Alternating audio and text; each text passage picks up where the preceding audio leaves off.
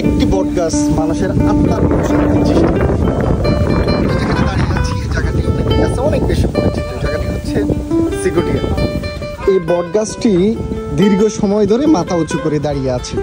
যখন মারাত্মকভাবে রোদ্রের তাপ পড়ে, মানুষ এখানে যখন এসে বসে এক ধরনের প্রশান্তি চলে আসে। যে কোনো জায়গায় যখন ধরেন আপনার বট গাছগুলো আসলেই এমনই থাকে, কোথাও যদি বাতাস না থাকে, এই বট গাছের নিচে আপনার যখন বসে এক ধরনের মনের মধ্যে প্রশান্তি চলে আসে। এই বাতাসটা কোন অন্তত বাতাস না থাকলেও এক ধরনের আপনার জায়গাটা ঠান্ডা থাকে। দেখুন এখানে যখন মানুষ কাজ করে, চারদিক থেকে মানুষ ঘোরাফেরা করার পরে এখানে চলে আসে, এখানে বসে। এখানে একটা চায়ের দোকান আছে। একটা সময় আসলে এই বট গাছটুকু ছিল না, এ ওয়াকওয়ে ছিল না, খিয়াঘাট ছিল না, রিভার ভিউ ছিল না, কিন্তু অনেক কিছুই হয়েছে। বট গাছটা এখনো দাঁড়িয়ে আছে, চা দোকানও হয়েছে, কিন্তু মানুষ ঠিকই এখনো এখানে আসে। ভালো লাগার মতো একটি জায়গা, চমৎকার একটি জায়গা।